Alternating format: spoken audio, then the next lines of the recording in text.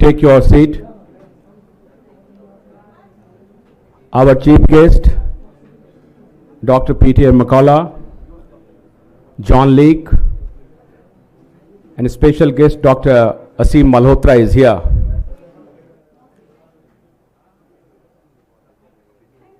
प्रकाश ji, Prakash Pohare sir, जो लोग बाहर में हैं वो कृपा करके अंदर आ जाएं। अगर आपकी चाय खत्म हो गई हो तो हेलो हेलो, अगर आपकी चाय खत्म हो गई हो तो आप लोग अंदर आ जाएं, हॉल के अंदर आ जाएं। आप देखिए बाहर में कोई हो तो। हाँ, बिठाइए please please.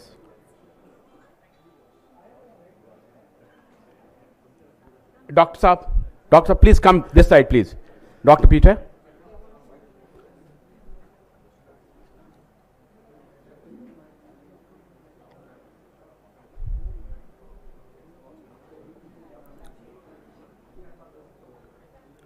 so we are going to start this event now. कोई और भी है बाहर में? हैं? बुला लिया, सारे लोग आ गए? अच्छा अच्छा। जो हमारे दिल्ली के मेहमान हैं, जो नागपुर से, पुणे से, मुंबई से जितने लोग आए हैं, मैं सबका स्वागत करता हूं। और अब मैं professor Bhaskar Raman, faculty of IIT Mumbai, and Dr. Gayatri Pandit Rao, homeopathic consultant, मैं उन दोनों को मंच पे बुला रहा हूं आगे की कार्रवाई के लिए। So please come on the dice. Thank you.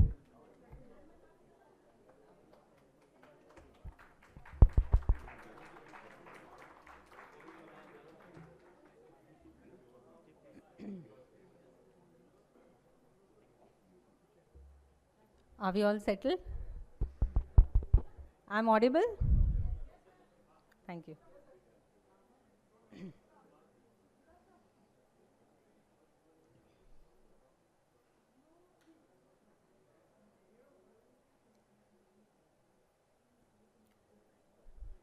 Yes. Good morning, ladies and gentlemen. It's very nice to see you all here. A very, very warm welcome from every one of us. Today being a weekday also, many delights have come here. Nice pleasure to have you all.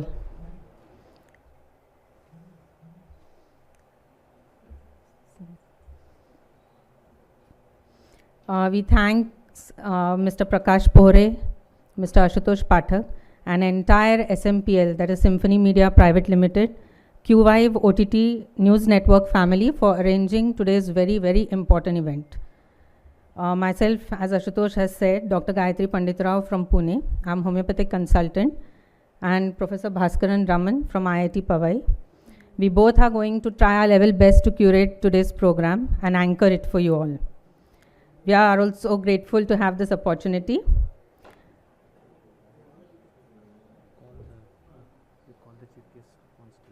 Why not now? What not now? No, we'll be calling. Yeah. Yes. So let us now all embark on a very new journey together. It's a scientific journey towards truth and humanity. Actually, this is rightly complemented by a selection of today's venue, which we all know is IIC, that is India International Center here in Delhi. So the philosophy of IIC has always been like quickening and deepening of true and thoughtful understanding between peoples of nation. So today we are here from different parts of the world. We have our chief guest also. So to keep the torch alive, today we are here in a form of international conference. Today is a day of knowledge, isn't it? And for all Indians, as per tradition, we would like to have blessings from Goddess Saraswati, abode of knowledge. So also with that, we are going to lit the lamp, and the honors are going to be done by our chief guests.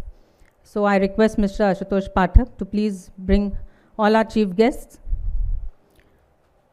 which will be followed by Saraswati Vandana.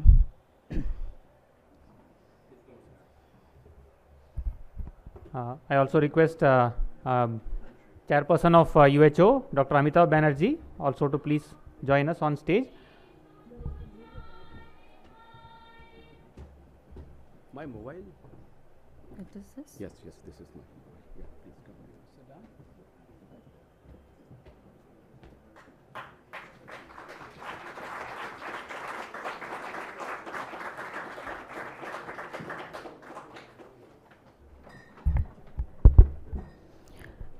We will request all the chief guests to light the lamp. Can we make the arrangements?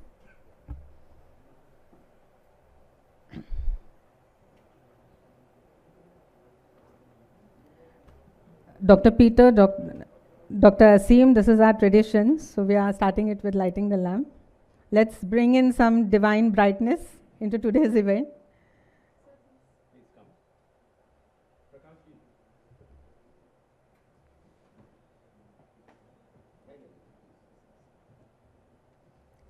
I will also request every one of you to just stand for a minute. We will play Saraswati Vandana now.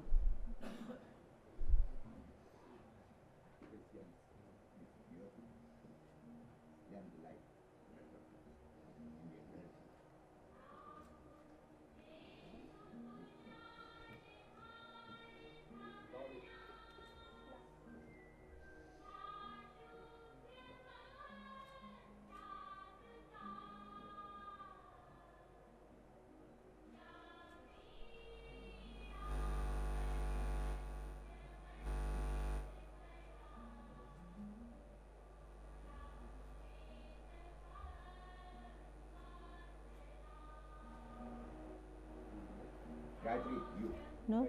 So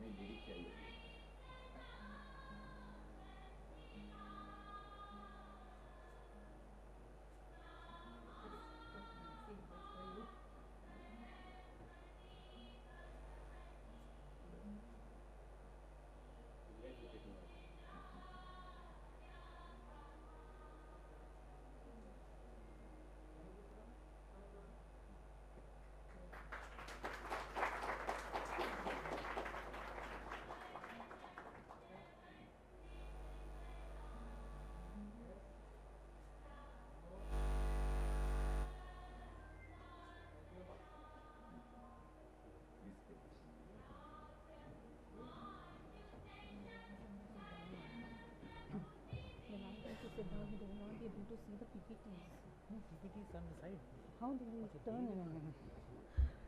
Actually, we would request all our chief guests to be below so that you'll be able to see what we are going to project. So please, you may have a seat.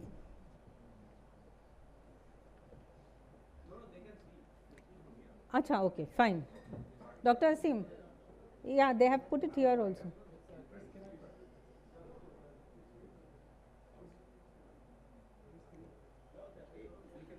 Okay. It's, I didn't know that.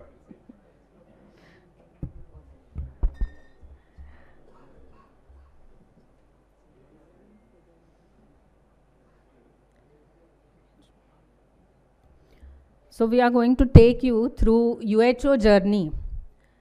So what is UHO? Universal Health Organization. You can see the logo there on screen. Actually, it's a forum to ensure very impartial, truthful, unbiased, and relevant information about health. We also feel that all this should reach every citizen of the world so that, one makes very informed choices regarding their own health. And what is the motto of UHO? So it's placing people's health into their own hands. So that is the basic idea behind getting together this platform. The need for such an independent organization began in 2020. As we all know, we have been through very bad era for last 2 years, especially regards to COVID-19, which was declared by WHO. So now I request Professor Bhaskar to tell us something more about it, how it all started. He will take us through the Bangalore Declaration that we had. He will also go through the website so that we know, because our website is into the public domain. One can Google it out and see, uho.or.in. So let's hear from him.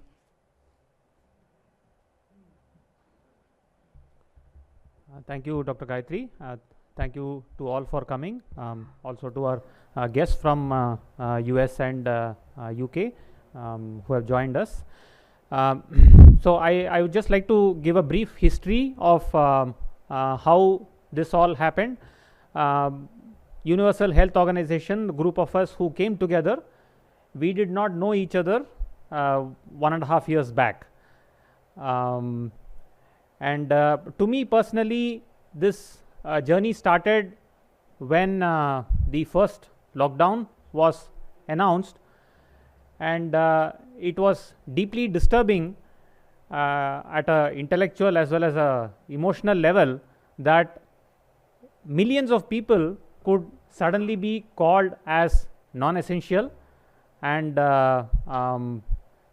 only those people were essential who were necessary for running the lives of the laptop class and social media class people.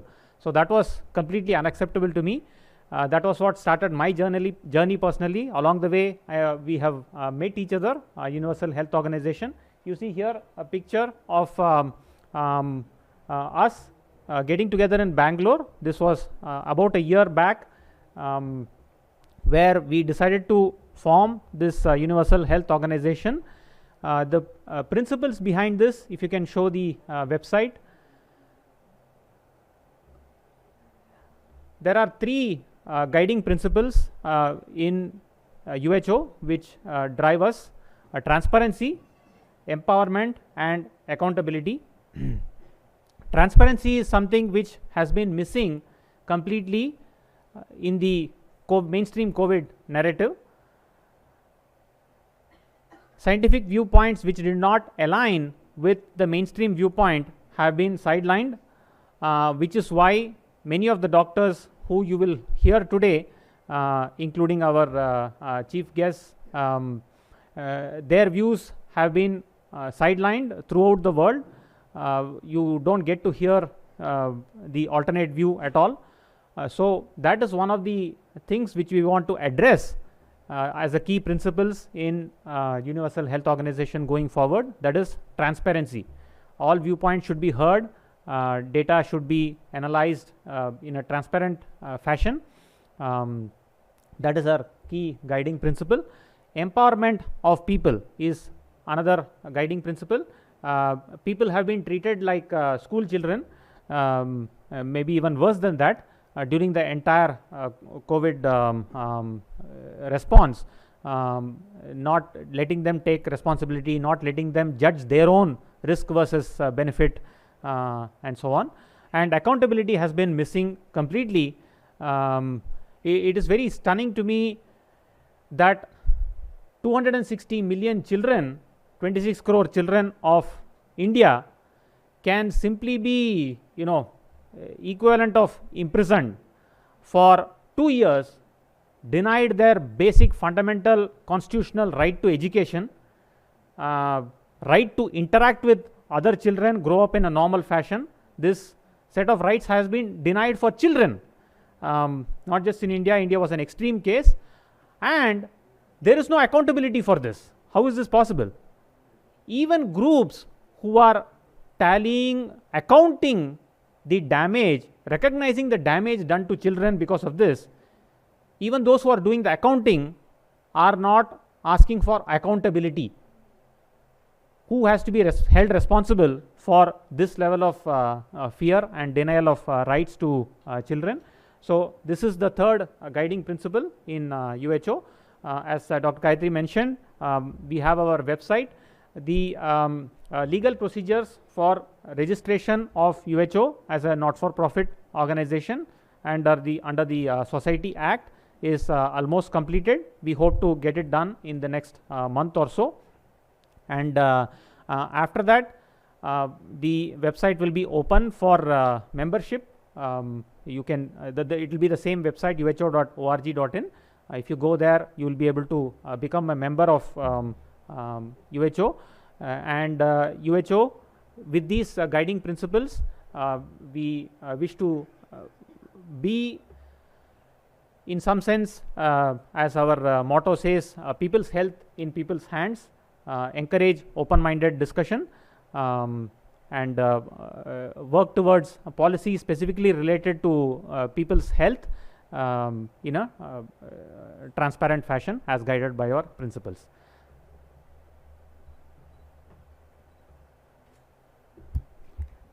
Actually, all members of UHO have been quite active in different ways. Some writing articles, some publishing books, being active on Twitter handles, or even writing articles for the website also. So Dr. Amitav Banerjee has last year published book COVID-19 Pandemic, The Third Eye, which is a must read for everyone. It talks about everything. It's like enlightenment. When we say third eye open, so it's an enlightenment, isn't it? So this book you should definitely go through once so that you'll understand many nuances that occurred in last 2 years. And Professor Bhaskaran has a book, Math Murder. It talks about all statistics and data, how it has been played all for 2 years. So this is again a must read. Though it's a maths subject, but as per him, it's very easy to understand. So please go through it. Dr. Arvind Kushwaha also has written many articles depending on adverse events that took place. He has published a paper as well. So you can, everything is available on UHO website. You can always go through. There are many articles which talks about many other points also.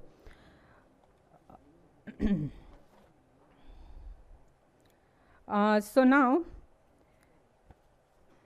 we have been waiting today for one major event, that is official inauguration of UHO.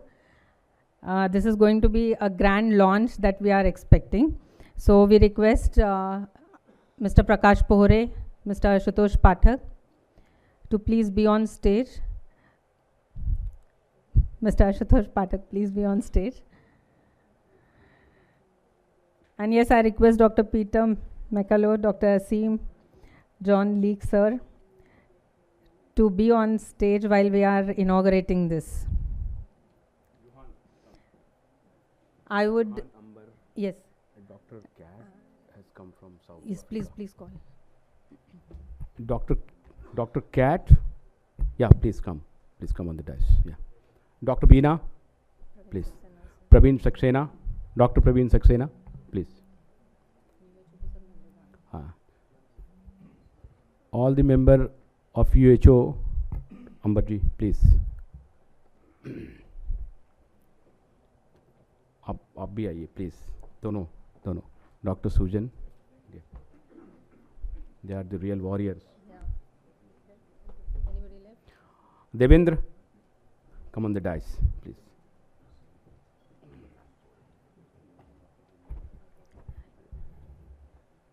Yes, can we have that? Minakshi? Anybody left? अगर कोई छूट गए हो तो Please. छूटे नहीं हैं. Dr. Sankla. Mufassil, Petkar, Dr. Petkar. Dr. Petkar, Dr. Mufassil. All UHO members. Please, can we have more volume?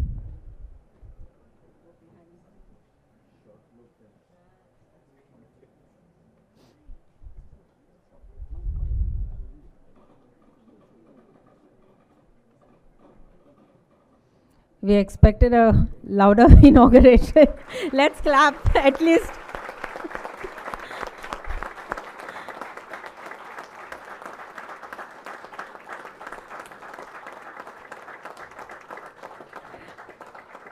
I also request Mr. Ashutosh Pathak to announce our first UHO Management Committee.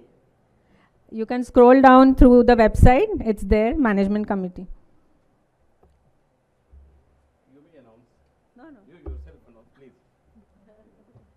Who are the management committee? Yes. Dr. Amitav Banerjee He's a clinical epidemiologist, MD. He's a professor and head of D.Y. Patil Medical College, Pune. He's a chairman.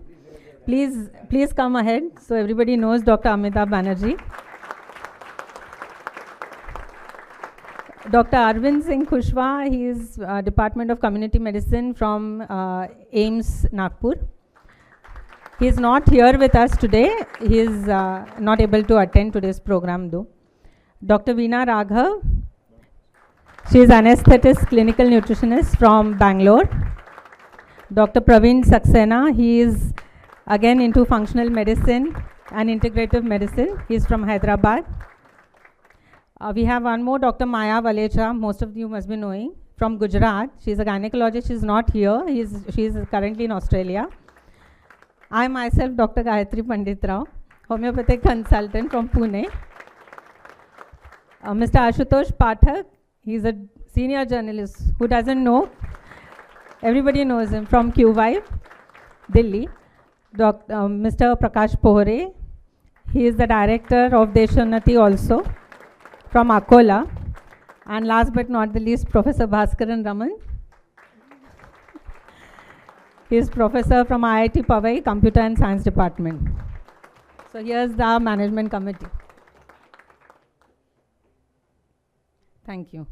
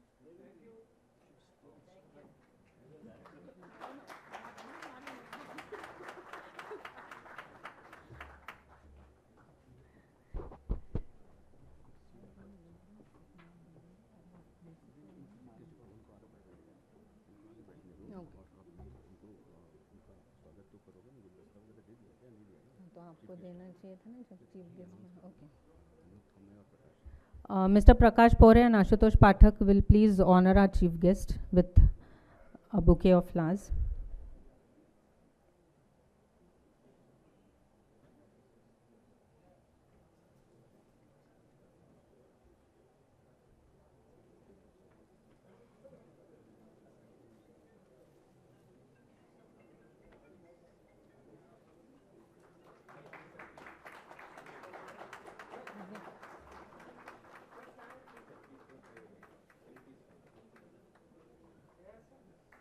Sir, can you come little ahead? Please come little ahead so that Dr. Peter, please come ahead. Yeah, correct.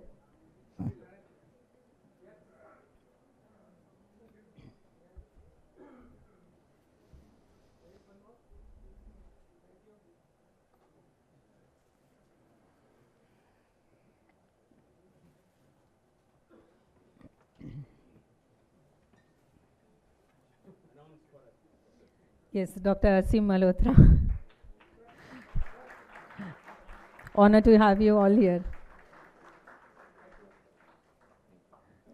Mr. John Leek. He is an author.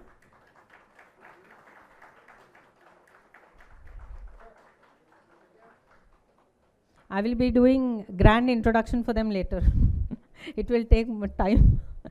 It is not a one-liner introduction, so we'll have it later. Dr. Amitabh Banerjee.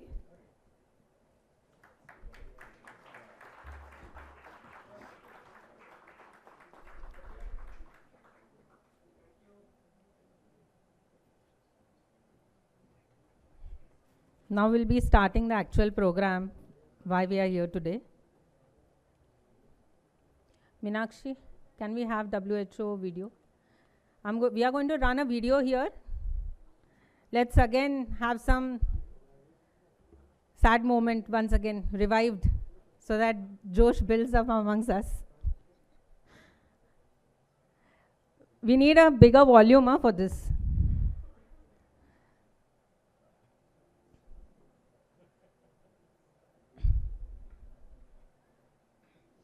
This is a video by How has WHO responded to COVID-19? Can we have a louder sound? Yes.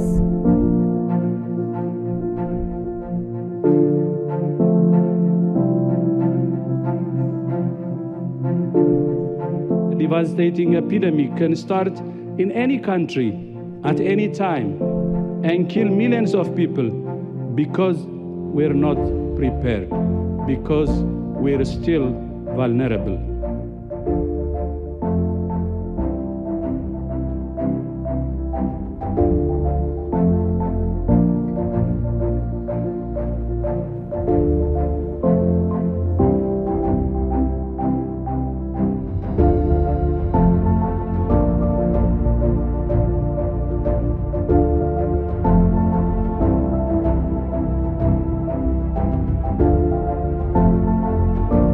Epidemiologic investigations are underway, but yes, it's certainly possible that there's limited human-to-human transmission.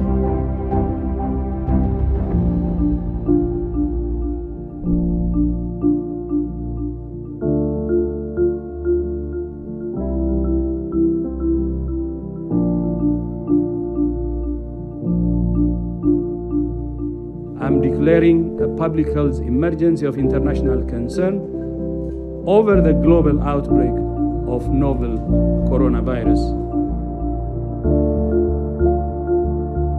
We have a window of opportunity. While the number of cases, more than 99%, are in China, in the rest of the world, we only have 176 cases. Let's use this window of opportunity to really invest in prevention, to invest in control, and prevent this virus from spreading. It's time to act.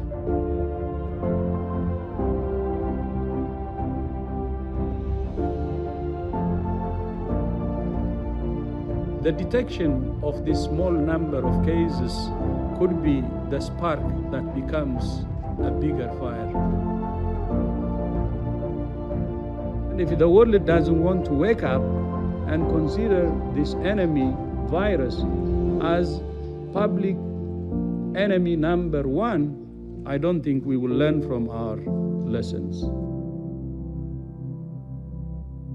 We have over 400 scientists. There's been huge global interest in this topic and a real desire to collaborate and contribute. Our window of opportunity is narrowing. And that's why we called the international community to act. We've had enough countries now import disease. It is time to prepare. It is time to do everything you would do in preparing for a pandemic. All countries can be looking for cases right now. All countries can be aggressively finding those first cases and following those contacts over time. Shortages are leaving doctors, nurses, and other frontline health workers dangerously ill-equipped to care for COVID-19 patients. This is not a drill. This is not the time to give up. This is a time for pulling out all the stops. We're deeply concerned both by the alarming levels of spread and severity and by the alarming levels of inaction. We have therefore made the assessment that COVID-19 can be characterized as a pandemic.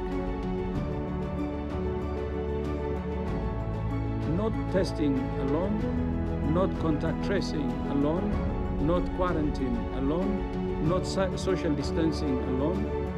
Do it all. You cannot fight a fire blindfolded, and we cannot stop this pandemic if we don't know who is infected. We have a simple message for all countries: test, test, test. We must get back to be able to control this virus, live with this virus, develop the vaccines that we need to finally eradicate this virus. Please work across party lines, across ideology, across beliefs, across any differences for that matter. That's how we can defeat this virus. Yes, thanks. Goosebumps, right? You must be wondering why I have chose this WHO video on today's platform, WHO and UHO platform. But there's a reason behind it, doing this. As the saying goes, that everything is not always true that meets the eye, isn't it? So one can agree today after 2 years that we being common citizen, even doctors, professionals, children, everyone around the world has seen all, been there, and to witness all the chaos around. It seems to be a very well-structured video, isn't it?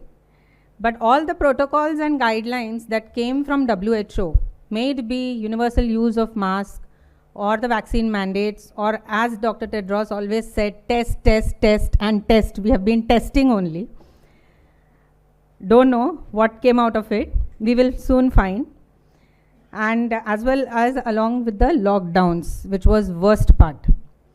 So all actually this came up with their own set of drawbacks and very alarming consequences, which were though not projected in front of public, but they were always there. They didn't seem to give us any desired results actually, if we see the ground level scenario. So there was a need to, connect the dots. What was going wrong? What was the missing link? And so came here few doctors, not only from India, but across the nations. Today we have few amongst them with us, who stood the test of time, who have had a different narrative regarding this COVID-19, who always tried to share their knowledge through different platforms, and actually we call them whistleblowers. So today the theme of today's whole event or the day is going to be that we all doctors, through various talks as well as panel discussions, we are going to counter WHO by asking very, very serious questions pertaining to health and all the data as well as the guidelines and protocols that took place, so that by the end of today, when each of us are going to leave outside, we take with us something. The truthful answers, maybe the hidden answers, and we may come down with a certain consensus by the end of the day. So now we are going to start with individual talks. Okay. So I request Dr. Amitabh Banerjee. First I'll introduce him to all of you. We are going to hear him first. Dr. Amitabh Banerjee is professor and head of Department Community Medicine, editor-in-chief, Medical Journal, Dr. D.Y. Patil Vidyapeeth, Pune, India. He is training researchers in health and clinical medicine, as well as encouraging young scientists. He has served in Indian Armed Forces from 1978 to 2005. He's been Chief of Army Staff Gold Medal for his paper, Impact of Information Technology on Armed Forces. He has received Silver Medal for paper on tribunal malaria in the year 2003. Best Published Paper Award on Outbreak of Hepatitis E in year 2005. He has published more than 2,000 papers in peer-reviewed journals. He is a reviewer for reputed journals, including the BMJ and Nature. And he is research and publications advisor as well. Why I'm telling you this all is because whatever he speaks, there is a weightage to his talk. So please let us hear to Dr. Amitabh Banerjee.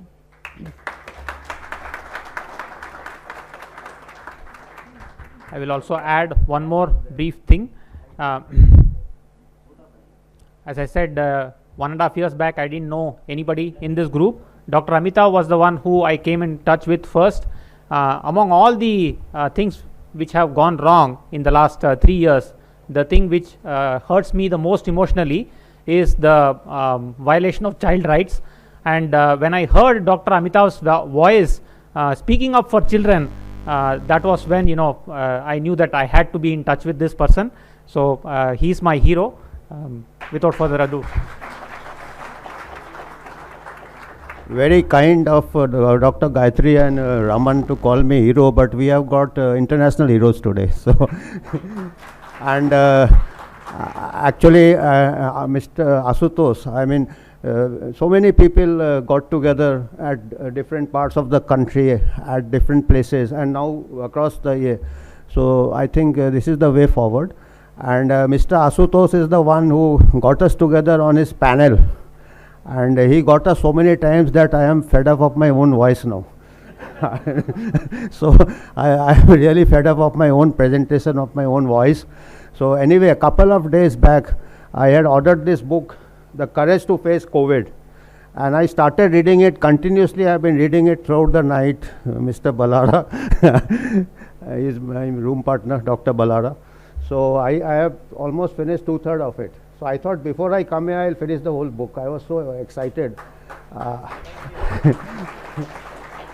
And why I'm saying this is, I was very happy with the style of John Leake. Actually, we doctors are very dull writers. We may write 200 papers or 500 papers and nobody reads them.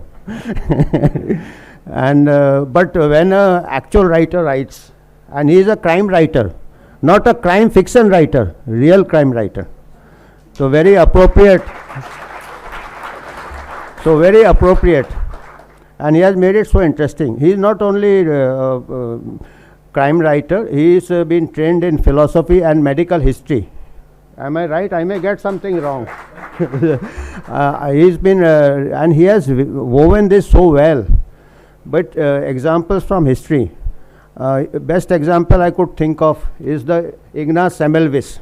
About more than 100 years back, I think in Austria, he was the first one who presented the hypothesis, or he then confirmed it, that doctors and students who are conducting deliveries after doing post-mortem, they are not washing their hands.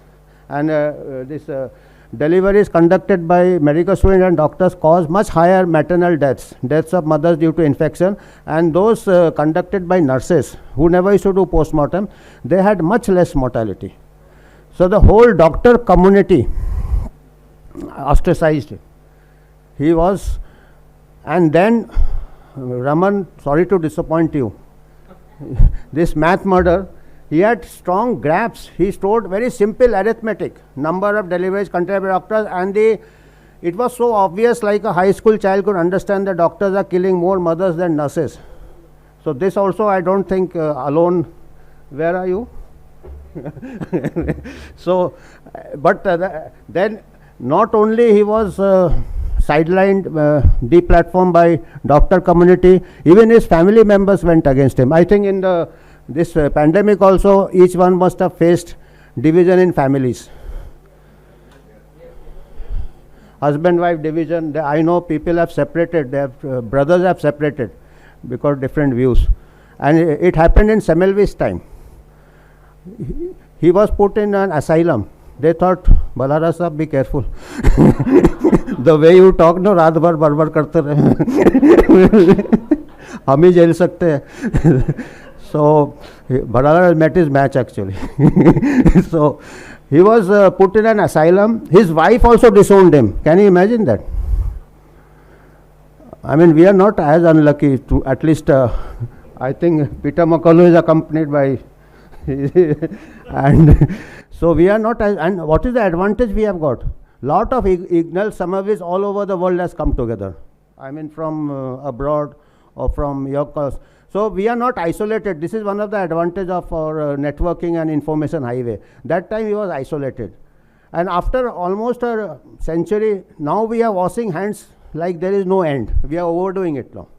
When he was alive, he was put in an asylum and he was attacked by his inmates or by the jailer, and he died in an asylum. So things are not that bad, and it gives us immense hope today. And I must mention Jon Tengra also. I mean, this young man, the amount of research he has done. Because this is not a medical problem per se. It is a political, social, and so many others. I mean, it's something beyond the medical. That's why doctors are not comprehending it. You see, we will say the truth. We will try to save the science. But when you say the truth, the doctors who are trained in a particular field, they don't grasp the truth. The truth is so vast. It is so vast that even people will say, yeah, conspiracy hai, aisa to ho hi nahi sakta. I mean, facts are much more stranger than fiction today. But if you connect the dots, so many things are there. Simple mathematics are there. I am an epidemiologist, so I am not much into basic science, too much into clinical also. I just see the overall. I have been projecting data. Since the beginning, my students, they tabulated data. We had an initial hunch that it has to do with age. Everybody knew with higher age. First of all, the question of pandemic comes, it is not killing young and healthy. It is killing the elderly. So the question comes whether we can truly call it a pandemic. That is again debatable. Even then, so we said those countries like Western countries are average population is very old.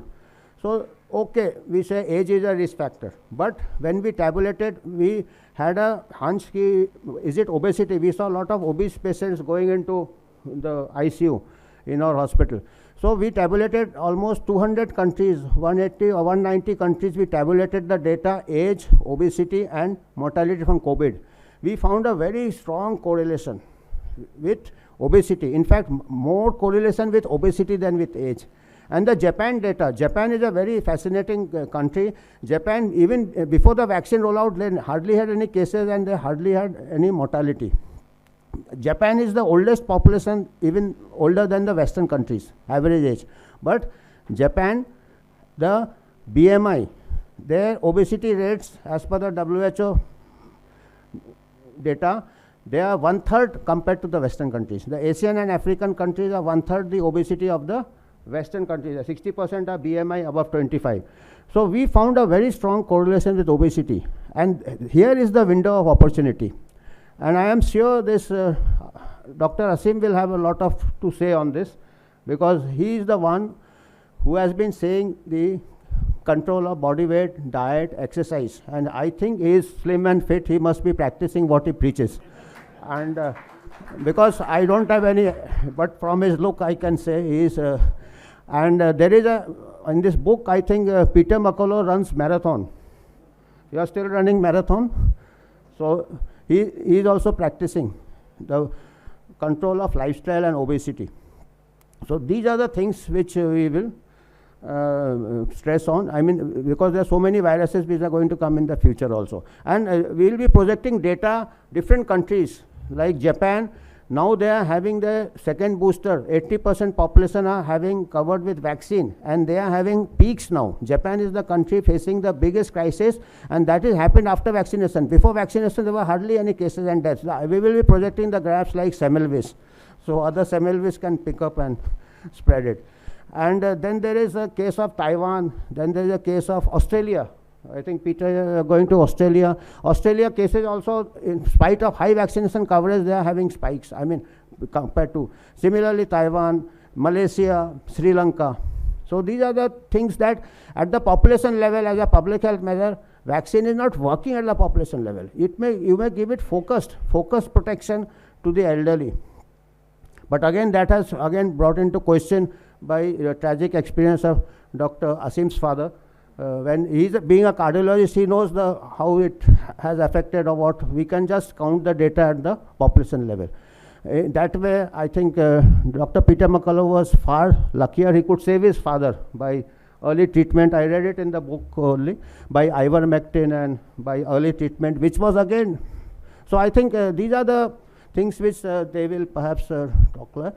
So I just wanted to convey that we are so happy that handful of us have come together, but that is enough. Semmelweis took 100 years if we all come together across the world, and now when we are sharing the truth and saving the science, we have got, as I said, to sum it up, we have got 3 components: transparency, empowerment, and accountability.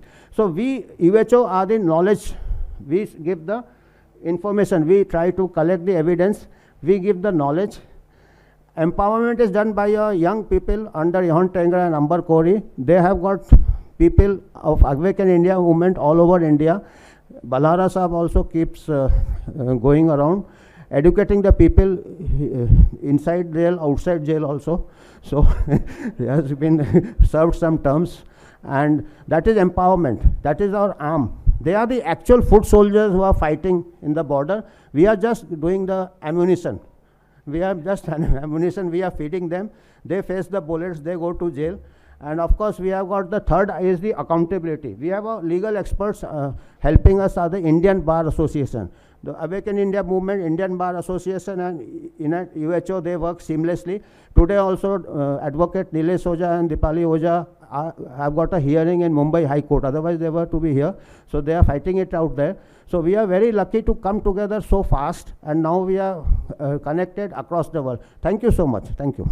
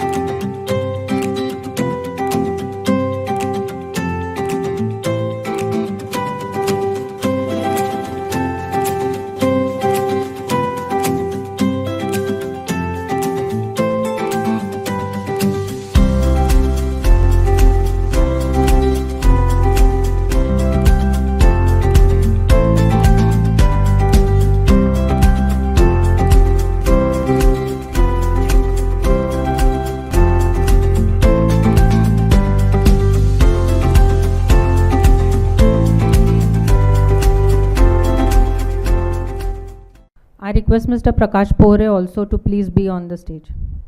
Sir, request Prakash Pore sir, request to distribute these books to our guests.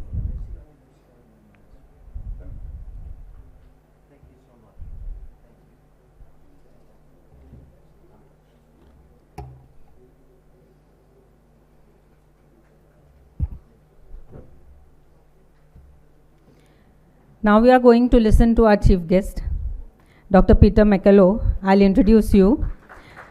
Dr. Peter McCullough, he tries to bring truth to the world and has fought and is fighting battles against censorship and repressal. He is an internist, cardiologist, epidemiologist, and the chief scientific officer of the wellness company that he owns. Since the outset of the pandemic, Dr. McCullough has dozens of peer-reviewed publications on the infection and has commented extensively on the medical response to COVID-19 crisis. Dr. McCullough is one of the most published cardiologists ever in America, with over 1,000 publications and 660 citations in the National Library of Medicine, and is a recipient of the Simon Dack Award from the American College of Cardiology and International Vicenza Award in Critical Care Nephrology for his scholarship and research. He has developed his Dr. McCullough protocol. Actually, acute COVID-19 has a great range of clinical severity from asymptomatic to fatal. That is what he believes. In the absence of clinical trials and guidelines, and with hospitalizations and mortality mounting, we must deploy this, he feels, that treatment for COVID-19 based on pathophysiological principles. So as a result, Dr. McCullough developed a renowned protocol based on age and comorbidities that allows for many people to be monitored and treated at home during self-isolation period, reducing the risks of hospitalizations and death. So I request Dr. Peter McCullough to please be here and share his views. We are going to have a long discussion of about an hour, so let's hear to him. One more thing, just a request. I will be asking someone to circulate these pamphlets or whatever blank sheets. You may please write down whatever questions you feel needs to be asked from your side. When we are going to discuss, will be having panel discussions. So that time we will refer to your questions, and we will be asking the same questions to the panelists as well. So we will circulate this. Another thing is we will circulate a booklet. Please write your names, contact number, and from where you have come, so that we know how many people has attended today. It's already there, thanks. So we'll have an account of that too. Yes. It was a small academic introduction of Dr. Peter Imikola. I think that we should stand up, and he is the great warrior. And please clap for him. He is the savior of humanity. He is the savior of humanity. He stood up against all the mafia. It is not a simple event. Rather, it is going to be a movement. And India will show the path, and he will be the real torch bearer for us. Please give him a great clap once again. Now I welcome Dr. Peter Imikola. Please address the whole nation.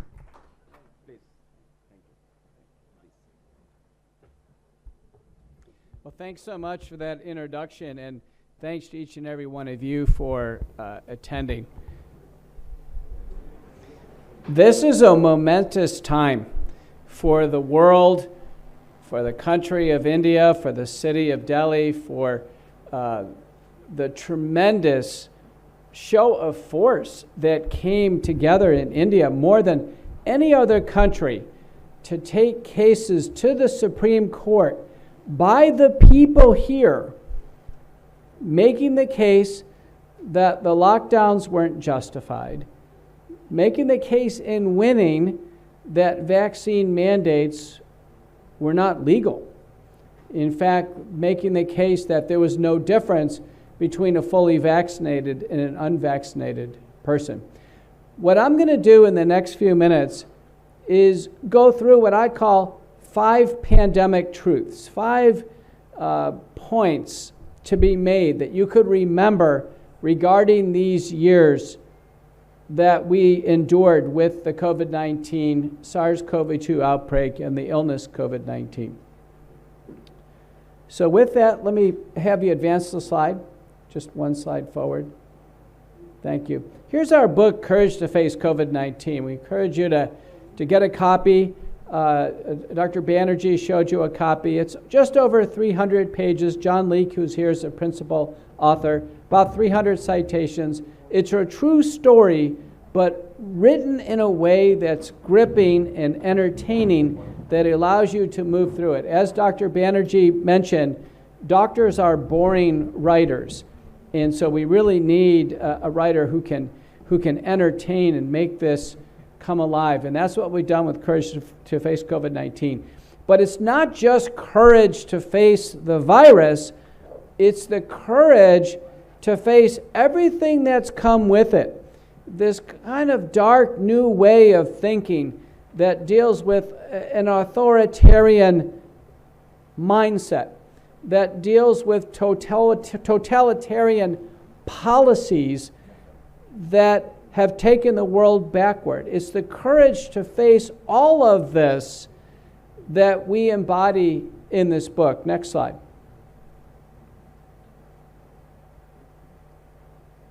Everything I'm going to tell you in the United States, we have memorialized in a series of 5 U.S. Senate testimonies. 5. And every word is captured, and it's now in the U.S. National Archives. So the U.S. government cannot say that they didn't hear these words, that they didn't know about these concepts, because we fully had them disclosed to the U.S. Senate and reflexively to the Congress and to the White House and to the American people. Next slide.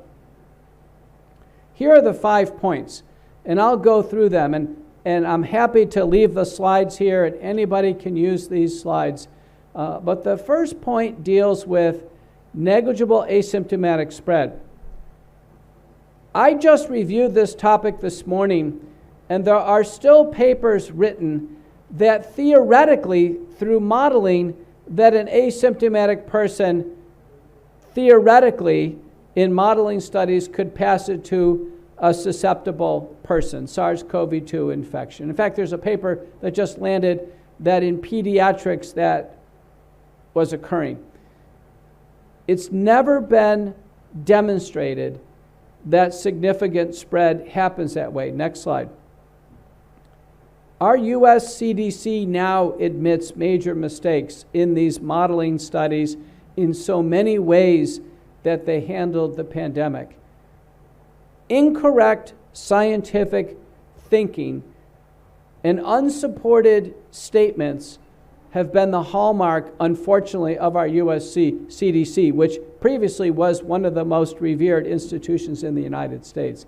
They let us down. Many of my colleagues in my residency training became CDC officers. I trained in medicine at the University of Washington in Seattle. And in fact, they're there at the CDC. And somehow a contagious groupthink enveloped that organization, and it's been an absolute disaster. Our CDC is set up to perform outbreak analysis, data analytics, and then in vitro diagnostics. Our CDC has never managed a countrywide or participated in a global pandemic ever before. Do you want me to take a break and translate to Hindi, or am I okay? Okay. All right, thank you. So, negligible asymptomatic spread. This means that an acutely ill person could pass the infection to a susceptible person just like influenza, just like the common cold, just like any other upper respiratory tract infection. And that, in fact, many people could be harboring the virus, but they have adequate nasopharyngeal forms of defense mechanisms, immunity, and they're not clinically manifest as sick. The group we've had a discussion here with India is focusing on this revisited but relatively large topic of germ theory versus terrain theory. And the idea is, the germ theory is that we're free of germs, but then a pathogen invades and we get sick. The terrain theory is we have viruses and we have bacteria throughout our body, throughout the air, and it's only those who have a weakened form of immunity, or at that time have an overwhelming inoculum, that gets the patient clinically sick. These are the two papers that demonstrated that asymptomatic spread was negligible. I mean, actual studies that measured PCR testing in those sick and not sick, and who got, by contract tracing, who got sick. The first one on the left is by Cao and colleagues, over 10 million Chinese. On the right is Zachary Madewell. Both concluded less than 1% of spread occurs asymptomatically. Less than 1%. This recent analysis from the Cochrane group demonstrated that wearing masks had essentially no effect, because the majority of people wearing masks didn't have the virus, and even if they did, the masks were not sufficient, even in the healthcare setting, N95 versus surgical masks. So the preoccupation on masking was predicated on this idea that an asymptomatic person could spread it to someone else. Now, I noticed today no one is wearing a mask. No one's wearing a mask. Because it's evidence-based not to wear a mask. And my statements on masking on TV, I'm sure, like Dr. Malhotra and others, have been very consistent. We're cardiologists. We'll wear a mask in the cardiac catheterization laboratory, in the operating room, when I go into respiratory isolation.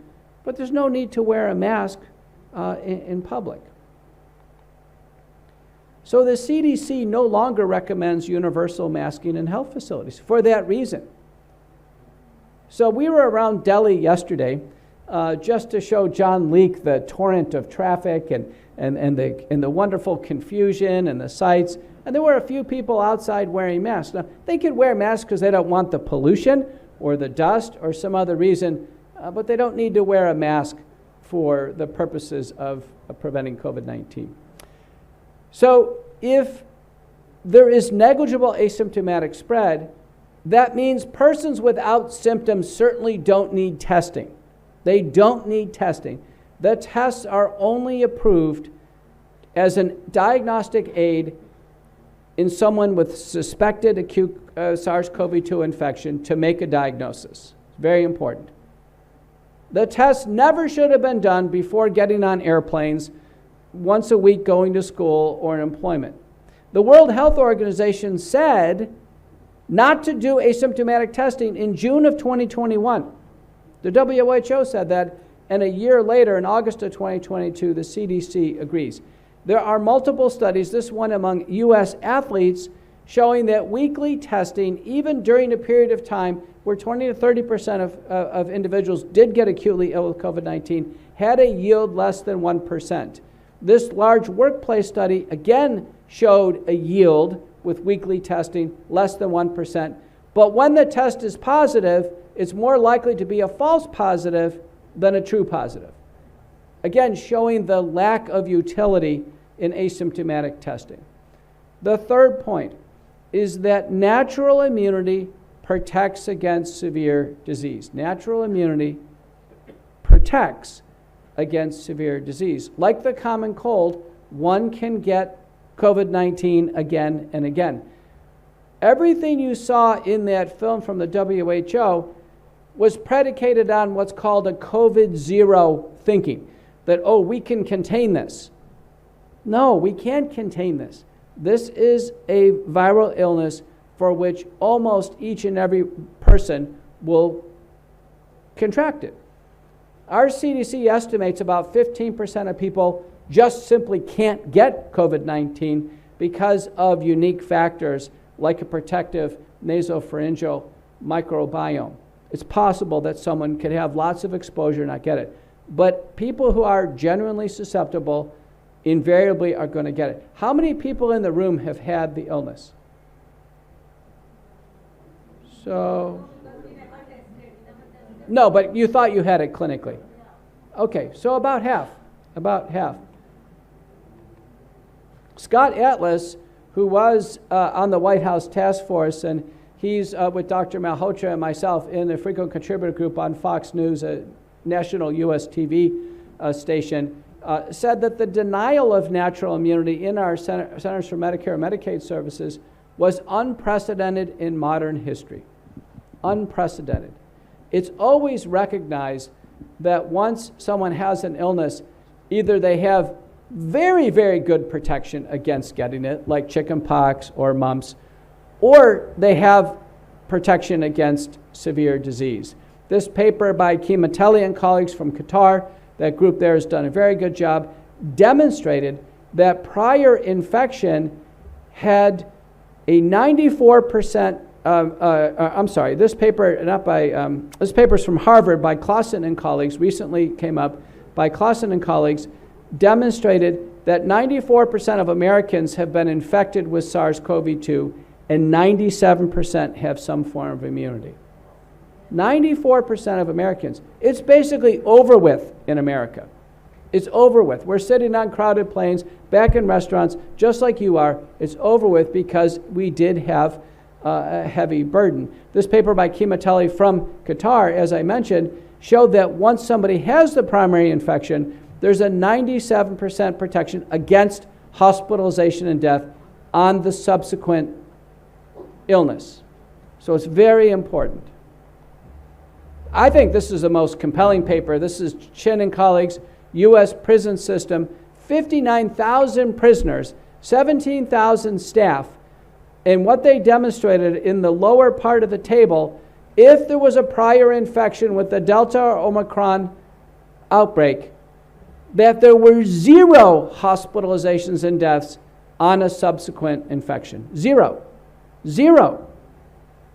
So the most important question you can ask an acutely ill patient, is this your first time for COVID, or is this the second or third time? Every patient should be asking that. And to this day, the U.S. military is not keeping track of this. The major sports teams are not keeping track of this. Doctors' offices are not keeping track of this. They're keeping track of vaccines, but they're not keeping track of who's had the prior illness. This is the most recent risk stratification paradigm that I've conceptualized, that negligible risk for hospitalization and death is having a well-documented prior case of COVID-19. That's the best. And then we move through other comorbidities. Dr. Banerjee mentioned that obesity is actually slightly a more powerful risk factor even than older age. But you can see that very few people are truly at risk for hospitalization and death. Very few people.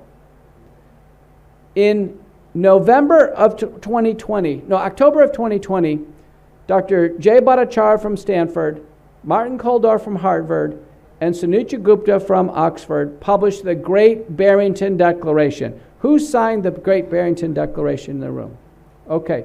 The Great Barrington Declaration said we can do risk stratification, and only the highest risk people need some special protection.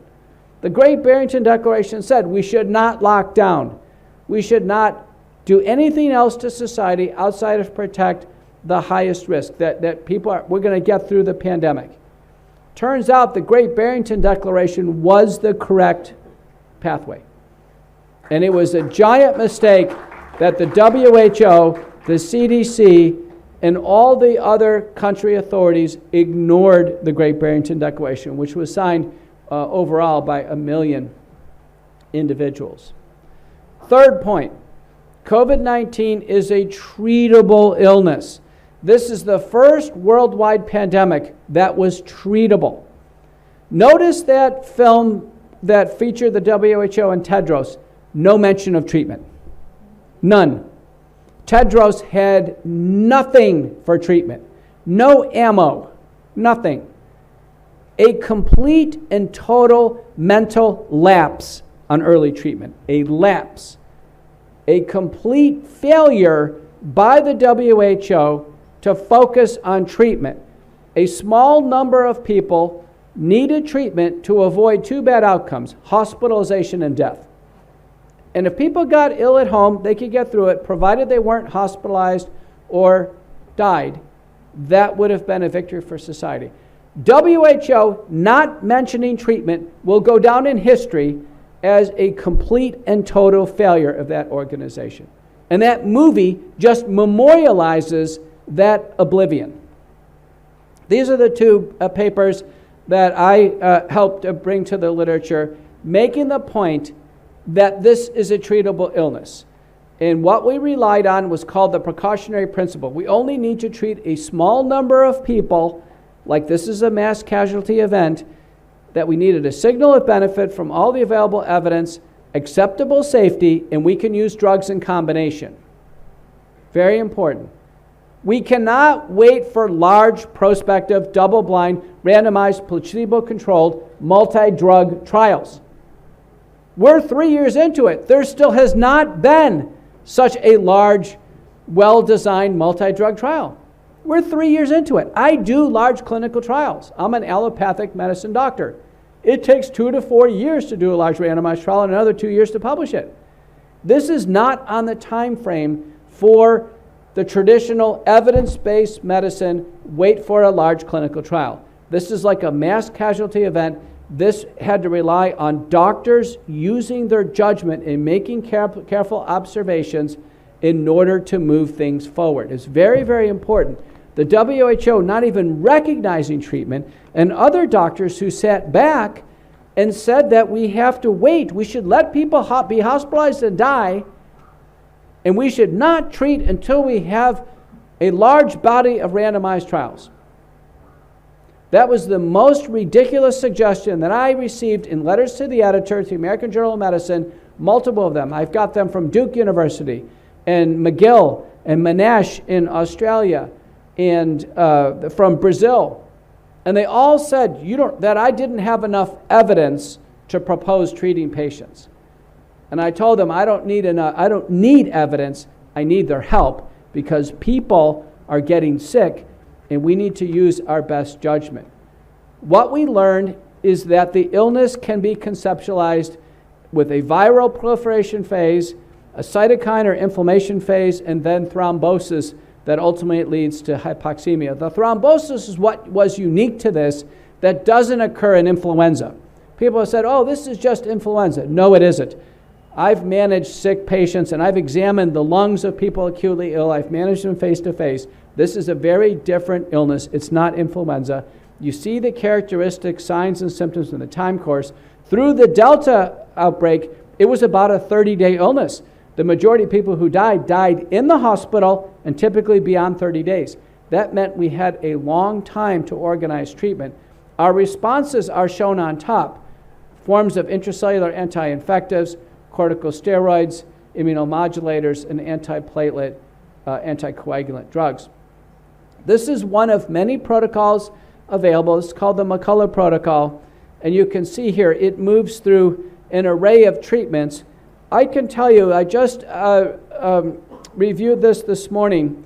As we sit here today, there are 33 total different medicinal interventions for COVID-19, 33 of which randomized trials have been done, 33. This protocol here outlines about 4 to 6 drugs that need to be used in combination. At the very top, it's getting fresh air, using nasal virucidal washes and sprays and gargles, which I'll review with you, have a very good evidence base. And then we move into risk stratification. On the left side of the screen are no prescription therapeutics, simply nutraceuticals and supplements. And then through the middle and to the right are getting into a sequence of drugs, which would have been used in the hospital, simply can be used at home and earlier. But let me just give you the numbers. The most controversy has been on the antivirals. Hydroxychloroquine, we are up to 380 studies with hydroxychloroquine, 15 randomized trials demonstrating about a 23% improvement in the trials overall, about 73% reduction in death as a singular endpoint, small numbers of endpoints. So hydroxychloroquine has an evidence base. It's in about 24 government and NGO guidelines. Ivermectin, 95 studies, 45 randomized trials, about a 51% reduction in death, a 54% improvement in clinical condition. Ivermectin, again, small trials, but aggregated shows a treatment effect. Colchicine, something I've used widely in my practice, 43 studies, 23 randomized trials, including the largest clinical trial in all of COVID, the Corona trial. That was a prospective double-blind, multi-center, the best done trial that exists, about a 17% treatment effect. Budesonide, 10 studies, 4 randomized trials, a 38% treatment effect. Those of you here in India would be interested to know curcumin, 23 studies, 18 randomized trials, about a 39% overall improvement rate. And then vitamin D, I'll just mention as an update, 104 studies, 25 randomized trials, 34% improvement rate, 37% associated reduction in death.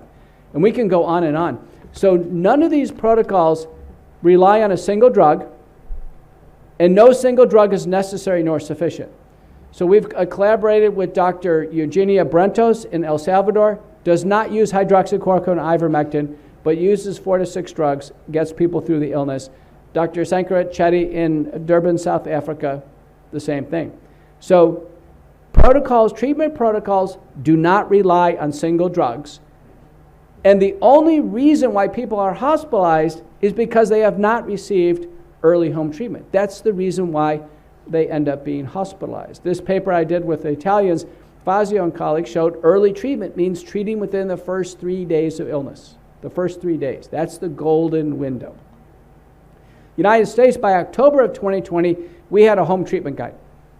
If our U.S. government or worldwide followed this home treatment guide, which we published with Association of American Physicians and Surgeons, AAPS, this roadmap My estimates are 2/3 of the hospitalizations and deaths that occurred in the United States and worldwide could have been avoided. 2/3, because there was a learning curve. Going forward, we have probably about a 95% treatment effect. Point number 4, this is really point number 5, I'm sorry, the hot button, is that the vaccines are not sufficiently safe or effective. And I think people have learned that. I know this has gone all the way up to the Supreme Court of India, but I'll make a few points. Since the release of the vaccines, it's been one set of bad news after another. There are about 100 vaccines in development and clinically available. I think the number's roughly about 20 vaccines, and unfortunately, it's been bad news all the way. Pfizer, our lead manufacturer in the United States, a messenger RNA vaccine, within 90 days of release of their drug, Pfizer logged 1,223 deaths shortly after the vaccine within 90 days of release. People dying of the vaccine, not of COVID, but dying of the vaccine. The US FDA tried to block this information to Americans for 55 years. The World Council for Health, as of June of 2022, after multiple stern warnings in 2021, performed a pharmacovigilance report of all the major safety databases, of which there's 39 and 4 major ones, and they concluded, as you can see here, recall all the vaccines off the market. All the vaccines. So if you believe the vaccine should be off the market and we should just return to normal life, you are well supported by this international organization. They relied on many databases, but you can see with COVID-19, compared to other vaccines and drugs, the number of deaths that have occurred with the COVID-19 vaccine products has set all records in the history of medicine. The total number of adverse events are far greater than even more commonly administered vaccines like influenza or tetanus. These vaccines are the most toxic and deadly vaccines by the data that we've ever seen in human medicine. Well, what do the vaccines do? What's the benefit of the vaccines? There are about 6,000 papers published on the benefits of the vaccines. 6,000. And in my view, they are all making false claims regarding the vaccines. The first claim is that they prevent infection with the current strains. They don't. The virus is quickly mutated, and every prior version of the vaccines is already out of date. In the United States, we had so many breakthrough infections, our CDC gave up tracking them in the spring of 2021. The second claim is that the vaccines stop transmission. Our CDC director came out in mid-2021 and said fully vaccinated people spread it to fully vaccinated people. The third claim is the vaccines make it less severe. They reduce hospitalization and death. Well, I've told you 94% of Americans have already had COVID. That's actually the reason why there's reductions in hospitalization and death. It's antecedent infection. But there's never been a prospective, double-blind, randomized, placebo-controlled trial of vaccines showing reductions in hospitalizations and deaths. There are hundreds of observational studies that have intimated that result, and in my view, they're biased for the following reasons.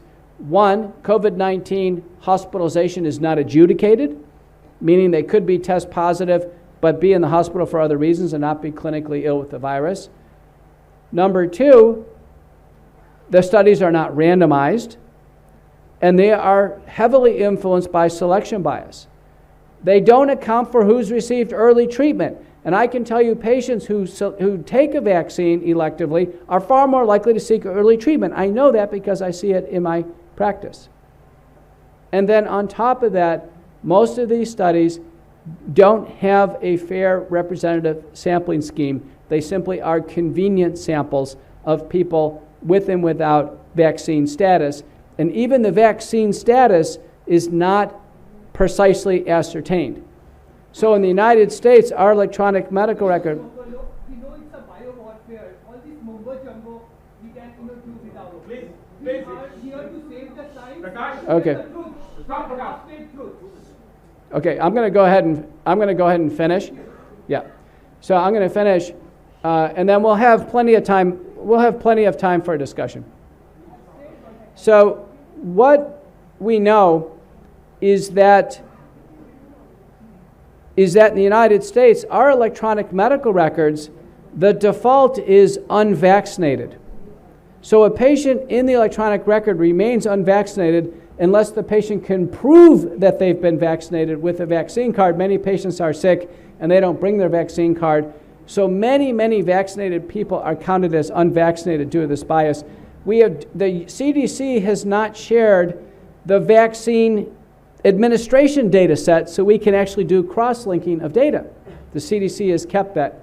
And so for those reasons, the claim of reductions in hospitalizations and deaths, in my view, is not justified. And then finally, an anticipated claim is that the vaccines will prevent a recurrence of the outbreak, and that hasn't been demonstrated. So the vaccine manufacturers have railroaded the products through the FDA, raking in massive amounts of pre-purchase revenue. And that prominent doctors, in a sense, have been slamming our public health officials, and you see me there with Jay Bhattacharya on the news, regarding this idea of the whole pandemic, in a sense, as a crime against humanity. That the idea is the virus and the vaccines, as Doctor has mentioned, have been weaponized, that they have, in a sense, been used as some type of a tool to injure populations or cause change, global change worldwide. Our CDC, as there is all this positioning, has announced overhauls and have had these admissions of wrongdoing already. We can see the positioning. And what I've said publicly is I've given more analysis and I've given more media commentator than her, than Fauci, than Jha, than Murthy, than Biden or Harris combined. And I don't have any announcements of being incorrect on anything. I've changed my views as the viral pandemic has changed, but that's a natural scientific evolution. I do a lot of talking with expert doctors, so we have, our group understanding what's going on. But our public health officials have not done that. She hasn't made a single call to me. I have 60 peer-reviewed papers on this topic, and that's a low number because of the bias against publishing anything outside of a positive paper on the vaccine. So my final slide is that the call to action here is that all lockdowns worldwide should be ended. All the restrictions should be lifted. We should only test on label in acutely ill patients. And I would say at this point in time, on the first anticipated episode of the illness, we should recognize prior infection in all applications, because beyond that, the illness is like a common cold. We should treat patients early if they are high risk with a multi-drug regimen. And the drugs, honestly, don't really matter. It's a matter of covering the basis of the viral replication, cytokine storm, and thrombosis. And then lastly, drop vaccine mandates. All the current products should be pulled off the market. I truly believe this is the right course. When all the vaccines are pulled off the market worldwide, there will be a global celebration. There's no doubt about it. It'll be almost like a victory day. So I'll stop there and yield the rest of my time. Thank you.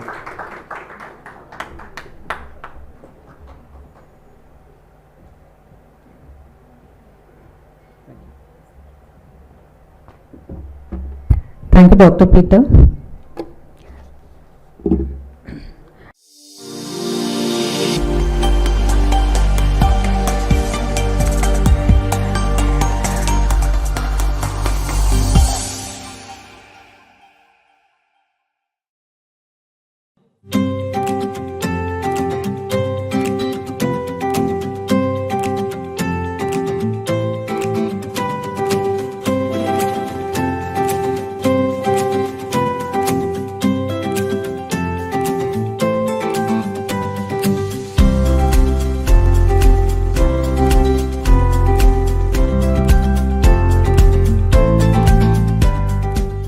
Now, actually, I'll like to call Dr. Veena Raghava for a few minutes. She will share whatever Dr. Peter has shared his views. She will try to explain it into Hindi for many people here, so it will be easy to understand a bit.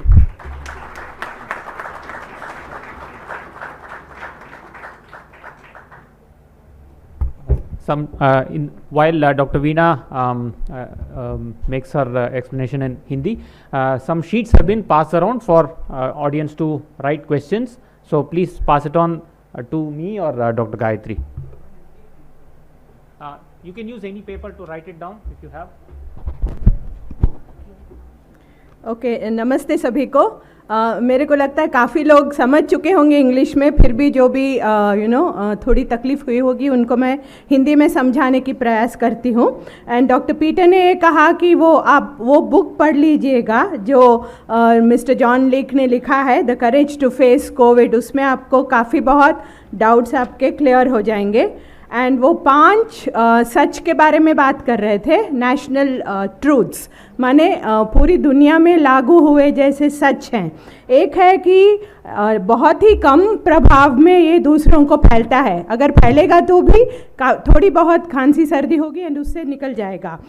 And ज़रूरत के बगैर किसी को पकड़ के test करने में बिल्कुल पागलपन है। आप एयरपोर्ट में घुसो तो टेस्ट, और जॉब पे जाना हो तो टेस्ट, ये सब करने की बिल्कुल ज़रूरत नहीं है। एंड अगर आपको हो चुका हो ना तो आपकी नेचुरल इम्यूनिटी जो है वो बहुत ही बढ़िया है। एंड जिनको इन्फेक्शन हुआ है उनको किसी तरह की वैक्सीन लेने की बिल्कुल ज़रूरत नहीं है। एंड कोविड-19 से इतना डर के मरने की ज़रूरत नहीं है, बिकॉज़ ये ट्रीट किए जैसी बीमारी है। हर डॉक्टर का अपना आर्ट होता है ट्रीट करने के लिए। एंड 40-50 दवाएं मिली हैं, या तो न्यूट्रिशनल सप्लीमेंट्स हैं, किसी भी चीज़ का बरत करके वो पेशेंट्स को ट्रीट कर ले सकते हैं। सो डर के इसके लिए घबराने की कोई ज़रूरत नहीं है। एंड वैक्सीन्स तो बिल्कुल ही ना तो सेफ़ है ना इफ़ेक्टिव है। These are the 5 truths that he wanted to tell you. And और एक बात है कि आज के दिन में ना 94 यानी 94% अमेरिकन्स को ये बीमारी हो चुकी है। एंड उसमें से 97 माने 97 व्हाट यू कॉल इट, या 97 पीपल को इम्यूनिटी इस बीमारी से हो चुकी है। एंड तो एक्चुअली अगर वो ये भी बता रहे थे कि हमने जो WHO का मूवी देखा उसमें ना अपने इतिहास में ये पॉइंट नीचे जाएगा कि WHO ने सब कुछ बोला बट उन्होंने ट्रीटमेंट का सुझाव नहीं दिया आपको, so that is very very important. So actually okay, और थोड़ी पॉइंट्स है मेरी 4-5, I just finish that. And इसको ना आप इन्फ्लुएंजा के जैसा मान नहीं सकते, बिकॉज़ ये इन्फ्लुएंजा से बिल्कुल अलग है। बिकॉज़ इसमें क्या होता है, पहले वायरस अपने आंग में घुस के प्रोलिफरेट करता है, माने फैलता है, साइटोकिन इंजरी क्रिएट करता है जहाँ पे लंग्स में और अपनी आर्टरीज में इधर उधर पैचेस जैसे ब्लॉक्स होते हैं। एंड फाइनली थ्रोम्बोसिस करता है। थ्रोम्बोसिस माने खून का जमना आर्टरीज के अपने खून की नालियों के अंदर। ये इन्फ्लुएंजा में कभी नहीं होता है। एंड इन्होंने ना एक मैकालो प्रोटोकॉल बोल के बहुत सारी न्यूट्रिशनल सप्लीमेंट्स और सिंपल दवाएं से ना एक प्रोटोकॉल बनाया। एंड ये यही कह रहे हैं कि जो भी WHO के लोग थे जो टॉप लेवल पे थे, इन्होंने 60 पेपर लिखे हैं, बहुत सारे ट्रीटमेंट प्रोटोकॉल्स किए हैं, पर आज तक किसी ने इनको एक फ़ोन कॉल भी नहीं किया है। And nobody has tried to connect, उनके साथ कनेक्ट करके ट्रीटमेंट के लिए समझने का उन्होंने बिल्कुल प्रयास नहीं किया है। माने सब अपने अपने हिसाब से जो उनको मुनासिब लगे वो करते जा रहे हैं। It is not a coordinated effort. So ये 6,000 पेपर्स हैं। एंड ये पूरे 6,000 पेपर्स हैं, वो बेनिफिट्स के बारे में लिख रहे हैं, पर वो पूरे के पूरे फॉल्स क्लेम्स हैं, एकदम फॉल्स क्लेम्स। ये क्लेम करते हैं कि ये प्रिवेंशन इन्फेक्शन को प्रिवेंट करेगा, वो झूठ है। ये ट्रांसमिशन नहीं करेगा, वो भी झूठ है। हॉस्पिटलाइजेशन और मौत का कारण नहीं बनेगा, वो भी झूठ है। एंड लोगों में आउटब्रेक माने एकदम से बहुत सारे लोगों लोगों को इन्फेक्शन फैला सकेगा वो भी झूठ है, फैलाने को प्रोटेक्ट करेगा वो भी झूठ है. तो everything that he said about the vaccines are only false. So finally 4 points उन्होंने अच्छे से बोला है. पूरे लॉकडाउन्स प्रिवेंट कीजिएगा, पूरे रेस्ट्रिक्शंस निकाल दीजिएगा, जो बहुत बीमार पेशेंट्स हैं उनको ही सिर्फ टेस्ट कीजिएगा. एंड प्रायर इन्फेक्शन अगर उनको पहले बार हो चुका है तो ये समझिएगा कि उनकी इम्यूनिटी लो हुई है, इसलिए उनको दोबारा तीसरे बार हो रहा है. तो ये मत समझो कि बिकॉज वैक्सीन से उनको प्रोटेक्शन मिला है, ऐसा बहुत ही गलत बात है. एंड अगर किसी को कोविड हो भी चुका है तो उनको जल्दी ट्रीट कर दीजिएगा ताकि वो हॉस्पिटल तक ना पहुँचे, और पूरी की पूरी वैक्सीन मैंडेट को आज के दिन से रोक दीजिएगा एंड पूरे दुनिया में एक इतिहास और एक सेलिब्रेशन कीजिएगा. Thank you so much. Thank you.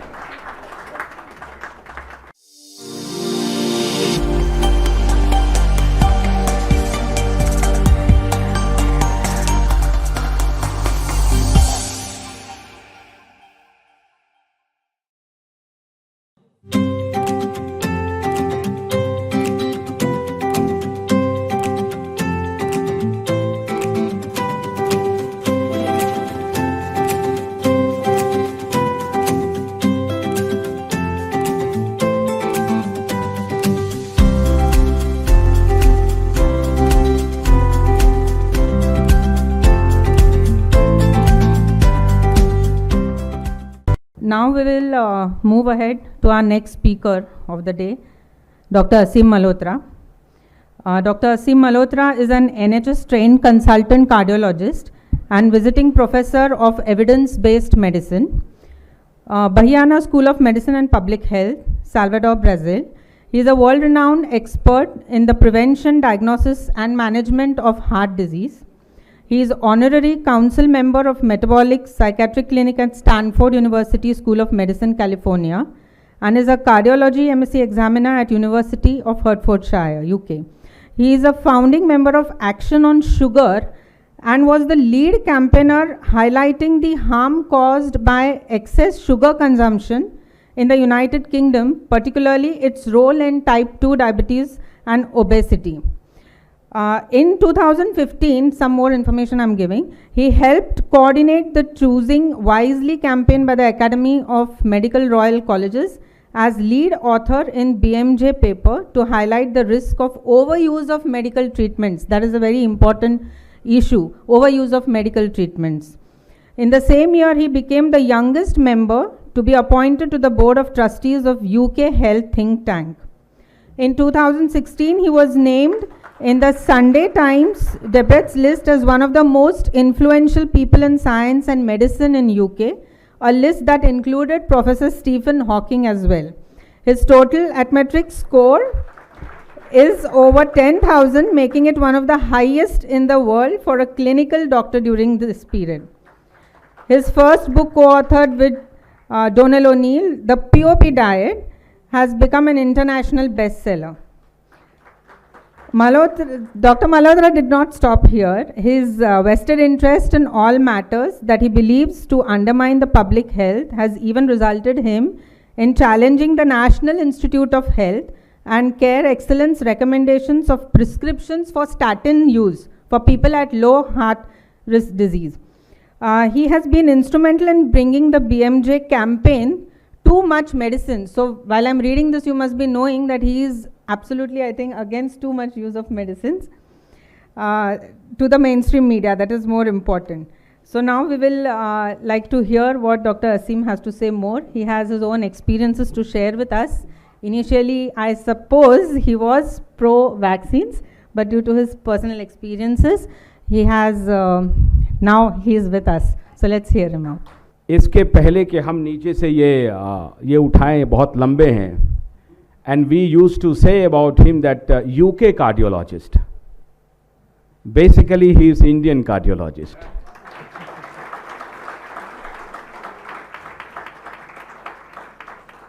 दुनिया के हीरो में से एक हैं डॉक्टर असीम मल्होत्रा.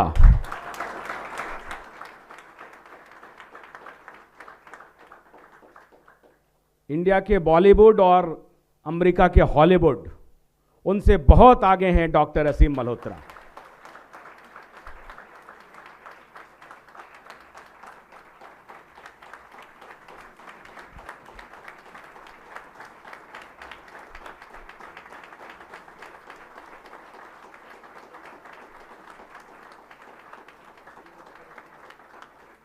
असीम सच में असीम है, पूरा आसमान के जैसा असीम है ये।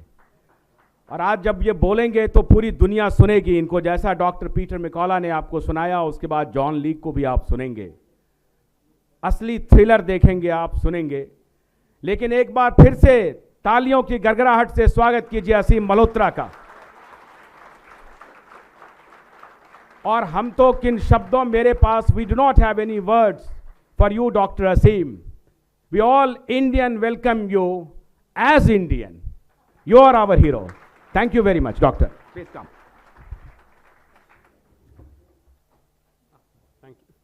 Thank you, Ashutosh. I don't think I deserved any of that. I'm just one medium for spreading the truth here, and we're all part of a team effort. And I'm really honored to be here.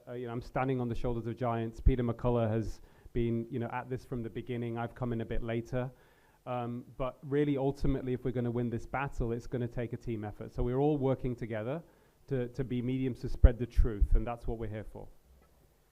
So I'm going to talk over the next 45 minutes to an hour or so bear with me, on my journey of COVID-19 and the vaccines. So I think before we get on to the main topic, I think we have to understand that a lot of people here are...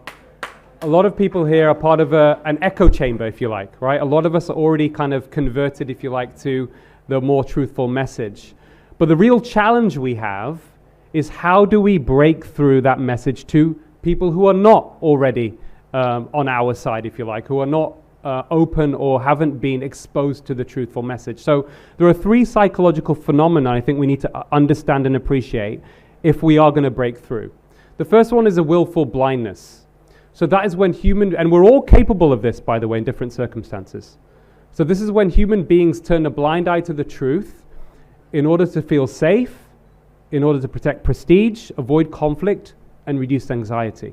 That's the first thing. So that's willful blindness, and we have many historical examples of this happening throughout history. The second phenomenon is one of fear. Many people are still gripped by fear from the COVID-19 pandemic, almost a form of PTSD, if you like. And the problem with fear is it clouds our ability to engage in critical thinking. Even the brightest minds can be affected by this. And the third phenomenon, which I think applies in many ways to policymakers and academics, is that changing one's mind can be one of the most terrifying experiences a human being can go through.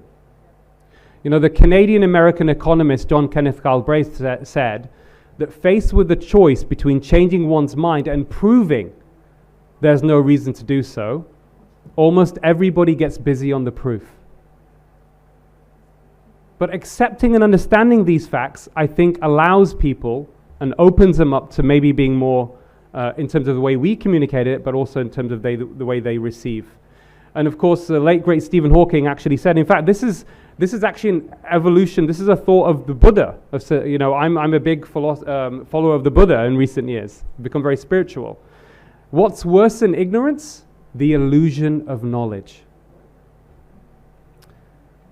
Okay, so now I know the WHO aren't necessarily in the good books of this organization today, and they have done a lot of things wrong, but one of the things I do really appreciate is their definition of health. So when we talk about the bigger picture of what we're dealing with here, that definition of health is a state of complete physical, mental, and social well-being, and not merely the absence of disease or infirmity. How do we achieve that? Well, I'm going to talk you through a little bit of the findings of my paper, which I published in the Journal of Insulin Resistance. But to start off with, as a doctor, my primary purpose is to improve my patient outcomes. That means managing risks, treating illness, and last but not least, relieving suffering. Everything I do as a doctor is predicated on that principle. And how do you get there? Now, this is a very elegant analytical framework that is now more than 25 years old, but unfortunately is not being implemented in the way it should be. We do this from our clinical experience, our clinical intuition, our knowledge as doctors, using the best available evidence, and last but not least, in fact the most important, is taking into consideration individual patient preferences and values. Because if you don't do that, whatever you suggest is not going to work. You'll get non-compliance. You have to empower patients, and this is informed consent.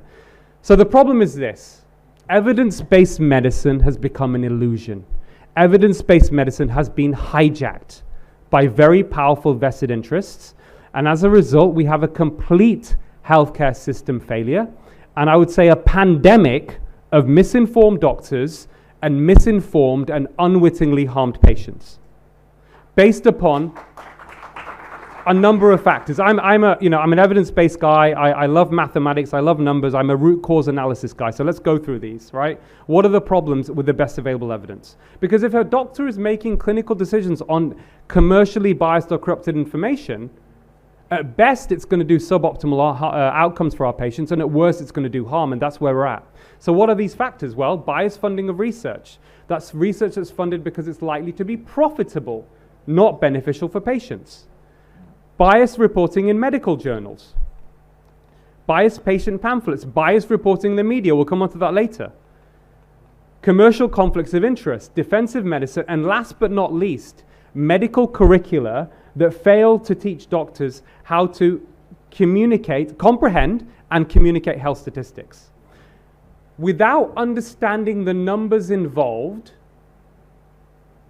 doctors, patients, and members of the public are vulnerable to exploitation of their hopes and fears by commercial and political interests.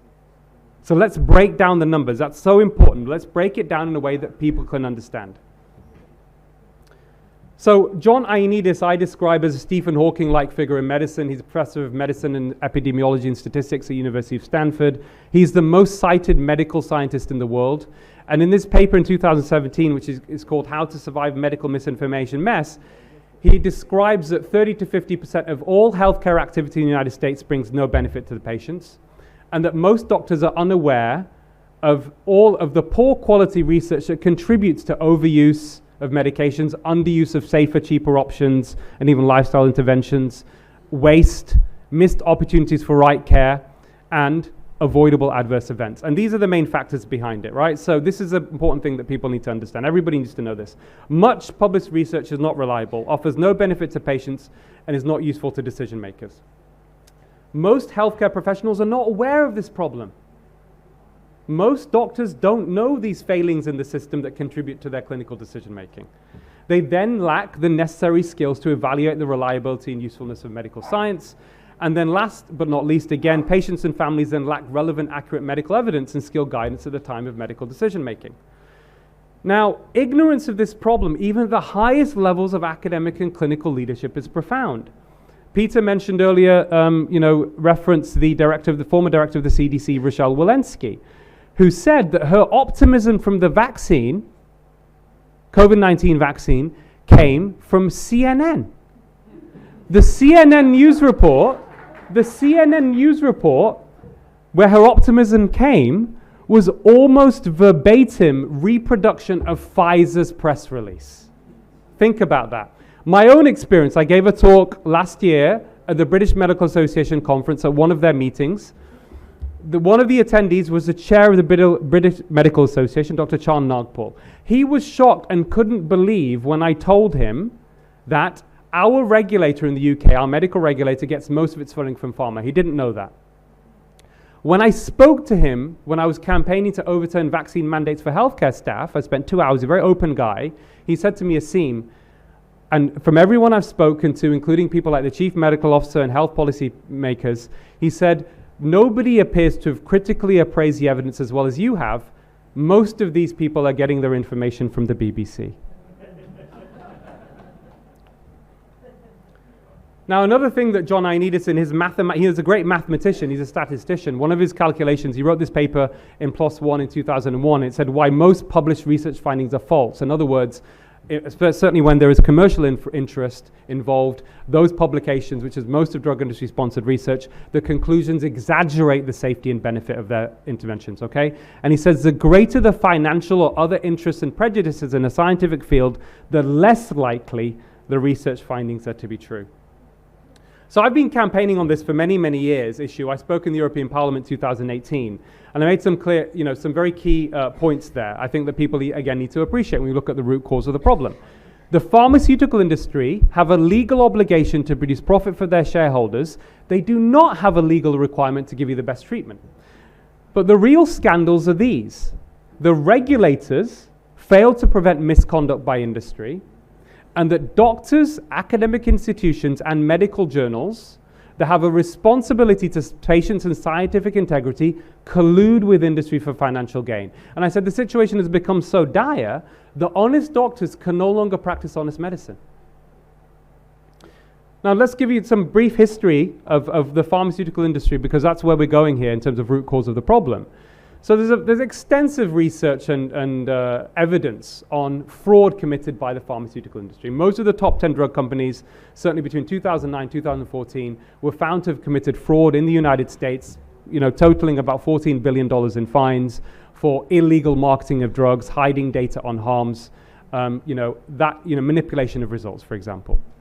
And Peter Gosha, the co-founder of the Cochrane collaboration, says the situation is not resolving itself, because what happens is the fines are so small, they end up making more profit from the drugs that they've illegally marketed, right? So the crime is essentially paying. And he said, we need to create a situation where the fines are so large that drug companies risk going bankrupt, and that senior executives involved in these frauds need to go to jail, right? And that will act as an effective deterrent. People, let's play devil's advocate here, but Dr. Malhotra, isn't the drug company responsible for saving so many lives, et cetera, et cetera? Yes, there are many drugs that have been produced by the pharmaceutical industry that are life-saving and beneficial in the right patient, okay? But what is the net effect of these drug companies, certainly the last couple of decades? This is one analysis done in France between 2002 and 2011. Almost 1,000 drugs were approved by their regulator. Most of the drugs were copies of old ones. So they change a few molecules here and there. They patent these drugs, huge waste in the system. The taxpayer, we pay for this, okay? And then when they looked at harmful drugs versus, clinically therapeutic drugs that were, new, innovative, double the amount of drugs that were found to be more harmful than beneficial. So 15.6% of the drugs were found to be more harmful than beneficial, and over 8% that were thought to be of therapeutic value. So what do we conclude by this? The overall, and this has been repeated everywhere, this has been repeated in the United States. Marcy Angel, former editor of the New England Journal of Medicine, considered the most high-impact medical journal in the world. She did her own analysis saying that 75% of drugs in the US have found to be copies of old ones. One of the reasons for this is drug companies now spend 20 times more on marketing than they do on basic science research. So the system is not even encouraging good innovation. The system is rigged against the population, against innovation, but for the profits of these big companies. And Marcy Angel says, it is no longer possible to trust much of the clinical research that's published, or to rely on the judgment of trusted physicians or authoritative medical guidelines, and she reluctantly reached this conclusion over almost 2 decades as an editor of the New England Journal of Medicine. She's not alone. Richard Horton, editor of The Lancet, he came to one of my recent talks recently, I'll tell you about that later, and I cited him in my talk, and he said, in his editorial in 2015, he said possibly half of the medical published literature may simply be untrue, right? This is not conspiracy theories here. These are people at the very cutting edge. These are leading medical journal editors who are saying this, and it fits with the data, right? And of course, there's a big problem in British institutions of research misconduct. Richard Smith, former editor of the BMJ, in a meeting that a talk he gave to some leading academics in the UK, he asked the audience of academics. He said, "How many of you are aware of fraud or manipulation of data taking place in your own department?" Right? And these are some of the most prestigious British institutions. A third of the audience put their hand up. He said, "How many of you have reported it?" They all put their hand down. Right? This is a cultural problem. And again, I'm going to the roots of that cultural problem too. One example, which I still find quite shocking, of research misconduct. Now, you want to understand, this isn't all about money. For academics, there is a pressure to publish, there is a power and prestige that comes with publications. And one of the most egregious examples was a Dutch researcher was fired in Holland from his job for committing fraud. He basically published lots of papers on the use of beta blocker drugs in non-cardiac surgery that influenced European Society Cardiology guidelines. And it's estimated that his fraud was responsible for 800,000 excess deaths across Europe. That's one person in one situation where this was determined. So again, I do public advocacy, I do private advocacy, and again in my role over the years, initially campaigning on obesity, I was inspired by the work of the BMJ's Too Much Medicine campaign, started in 2012. JAMA Internal Medicine in the US also started a campaign called Less is More, and understanding that we have a big problem of over-medicated society. One figure suggests that the third most common cause of death globally after heart disease and cancer is prescribed medications, what your doctor prescribes for you because of side effects, and these are mostly preventable. So this is a big issue. This is a public health problem even before the COVID pandemic. And I worked with the medical Royal Colleges in the UK, and it didn't take long to convince the leaders of the medical Royal Colleges that they should start a campaign. I then coordinated this with the BMJ, and I was a lead author in this paper called Choosing Wisely in order to wind back the harms of too much medicine. And of course, with all this waste as well, it's an ethical duty on doctors in a healthcare system with limited resources. One doctor's waste, as in doing treatments that are essentially useless or marginally beneficial, is another patient's delay. And of course, this has a big impact on the healthcare system. Okay, this is one of the most crucial slides of my talk, just to give you some perspective of this issue about misleading health statistics. I'm a numbers person, so just bear with me on this. Again, it's not rocket science. One of the previous speakers talked about, I think Amita was talking about the fact that maths, basic science maths actually is the way forward through this. This is stuff that, people in high school, teenagers, will be able to understand, right? So misleading health statistics, let's talk about that. So there are many ways of presenting a benefit of a treatment. You can use something called relative risk or absolute risk, something known as the numbers needed to treat. If you communicate relative risks as opposed to absolute risks, it can lead lay people and doctors, by the way, to overestimate the benefit of a medical intervention. So if we take, for example, randomized controlled trials on the use of statins, many people here might be familiar with cholesterol-lowering statins. It's very well prescribed in India. Okay, so if you look at type 2 diabetics and you look at the benefit of statins in that group, and you treat them for 4 years, there is a 48% relative risk reduction in them having a stroke. Sounds quite impressive, doesn't it? Patient comes in, take the statin, you're 48% less likely to have a stroke. Sounds very impressive. What does it actually mean if you look at the information where that comes from? It reduces the risk of having a stroke from 28 in 1,000, so 1,000 people followed up on the placebo over 4 years, 28 of them had a stroke out of 1,000, to 15 in 1,000 in the people that took the statin. So of the 1,000 people that took the statin, only 15 people had a stroke versus 28. So you reduce the number by 13 in 1,000, right? So 13 over 28 times 100 is a 48% relative risk reduction, yes? But what it actually means for the individual is an absolute risk reduction of 1.3%, 13 over 1,000. Yeah, do you follow me? Does that make sense? So that's a 1.3 benefit, but another way of presenting that data, which is something we wrote about in the Choosing Wisely paper, and this is something that I call, when the information is available, you should use this, is that you need to treat 77 people to prevent 1 stroke. So what I tell my patients in this situation about informed consent, I will say to them, if you take the statin religiously, and by the way, the caveat here is this comes from industry-sponsored data, and if you don't get side effects, and if we believe it to be absolutely true, yes, these are important points to mention, right, in the conversation. There is a 1 in 77 chance it will prevent you having a stroke. Now, the patients may have differing opinions on that. They may say, well, I'm very worried about stroke, family history. I'll take the chance, doc. Others will say, you know what? I don't think that's the best option for me. Is there anything else I can do? And of course, we can talk about lifestyle then. Mismatch framing in medical journals compounds the issue. So if you look at a sample of medical journal articles between 2006 and 2004 and 2006, there was a sample that was chosen in Lancet, BMJ, and JAMA.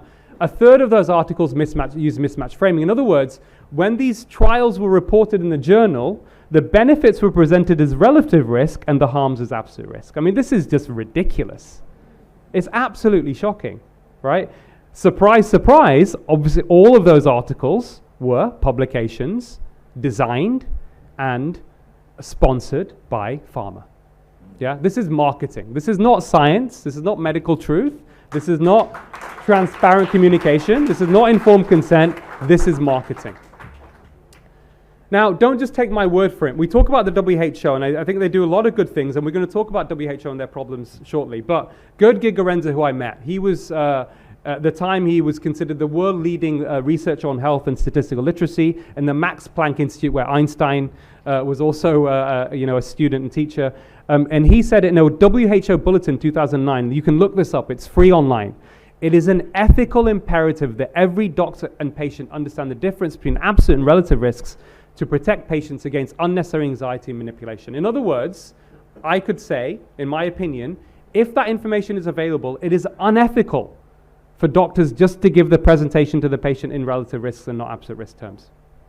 And when you look at the evidence about, okay, when we look at literature on when data is presented in this way, does it have a negative impact? No, it doesn't. In fact, outcomes are no worse, and actually you end up saving more money. And I wrote this editorial with the chair of the Medical Royal Colleges at the time that then made front page headlined news in the UK, where I talked about a patient, which is quite extraordinary. One of my most interesting patients is a heart attack patient, former pilot, had a stent, very bright guy. He was a maths and physics teacher. He could no longer fly planes. He was a international pilot with Virgin Atlantic, and he had to go back to teaching maths and physics. And he was put on a cocktail of medications, aspirin, statins, everything. And he got side effects. And he looked at the benefits and he thought they were quite small. And he said, I'm going to change my lifestyle. He went on a low carbohydrate diet. And I'm still in touch with him. And he's doing amazing. He's actually breaking his own records on ultramarathons now, right? He's off all his meds. Now, I'm not saying this is for everybody, but this is what can be achieved. And this is, again, in keeping with his preferences and values. I said to him, actually, I think you should go on aspirin. I think you should take a low-dose statin. He had a heart attack. But he decided for himself he didn't want to do that, and I supported his decision. And this is what, he's got amazing parameters now in terms of his health, and he's doing really well. Okay, let's move on. We're getting on to so just briefly as well, I won't go into a lot of detail on this, but at the very beginning of the pandemic, like many of you here, I was able to look at the data coming from China and Italy, and we knew, obviously age was a risk factor, but there was a huge prevalence of increased risk of COVID in relation to obesity. And it's specifically metabolic syndrome, which I will describe shortly. And I wrote this article in European Scientist. I was getting quite frustrated. I went on Sky News in March 2020, right at the beginning, and I said, listen, we've got this very clear evidence of metabolic syndrome and obesity being linked to COVID outcomes. We need a public health education campaign repeatedly to tell people this is the time to change their diet, because we know dietary changes rapidly improve risk factors for heart disease. This is what I do. This is what I've published on. Within 3 weeks, you start to see reversal of metabolic syndrome in some studies in 50% of people. Absolute numbers, right? Why was this not told to the public? And I published this paper in, we knew, for example, in the UK, that there seemed to be a doubling of risk of worse COVID outcomes amongst people from Indian and South Asian backgrounds. So I published this article in the journal Physician, and we highlighted the fact, it's very difficult for you to read there, but essentially there are, and this is very easy and cheap for people to measure, but there are these metabolic factors, which include your cholesterol profile, triglycerides and HDL, waist circumference, blood pressure, and whether you're pre-diabetic or diabetic. Those are the most important factors when you look at risk from lifestyle and vitamin D deficiency as well of COVID-19.